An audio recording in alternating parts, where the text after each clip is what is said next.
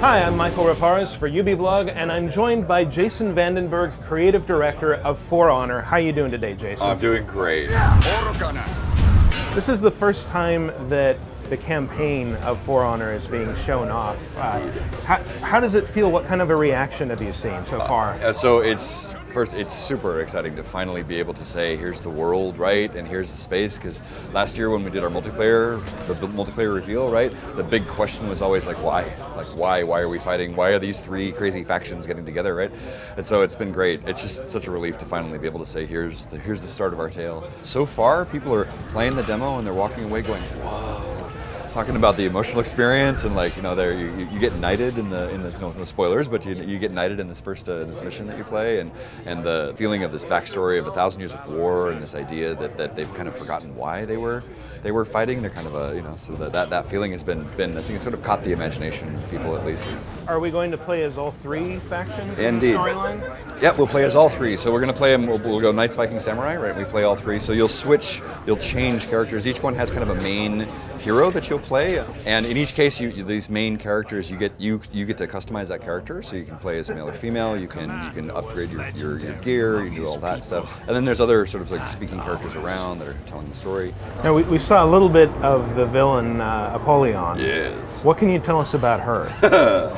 So Apollyon, she's the leader, sort of the warlord of the Blackstone Legion, and Apollyon appears to be someone who is attempting to, you know, just defeat the enemies and unite the knights, but in fact she is much more interested in continuing the war than maybe ending it, right? That she believes that the world is divided into wolves and sheep, and that the wolves have a right to prey on the sheep, right? And she's setting about to set the world into that image, right?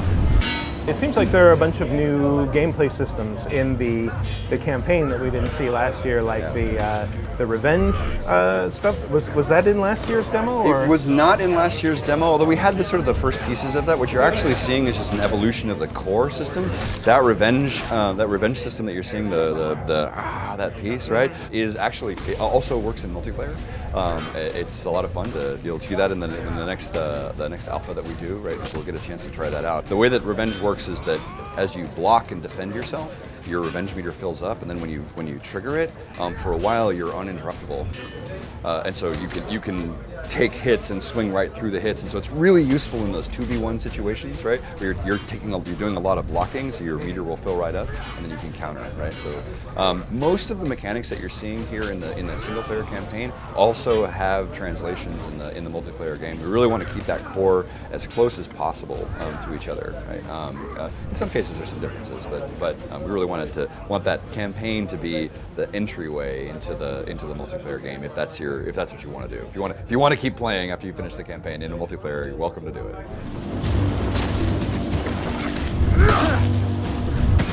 How do you see the two-player split screen affecting the campaign playthrough? Like, does that affect your playstyle when you've got a partner along? Yeah, it makes a lot of things a lot simpler, right? It makes it easy to kind of handle multiple opponents, and it makes it more complicated. And so we can adjust the AI in that situation to make the AIs fight a little bit harder, and, you know, add a few more here and there, and kind of balance it out, right? Try to keep the experience as core as possible, because the whole game has been built around a kind of a multiplayer environment, right? So it's kind of a natural fit. It's not difficult for us to add that, right? It kind of fits in naturally, right? All the mechanics are already built for fighting alongside someone else. We were winning. We just needed to push. But when does For Honor come out? It comes on Valentine's Day next year. It's February 14th.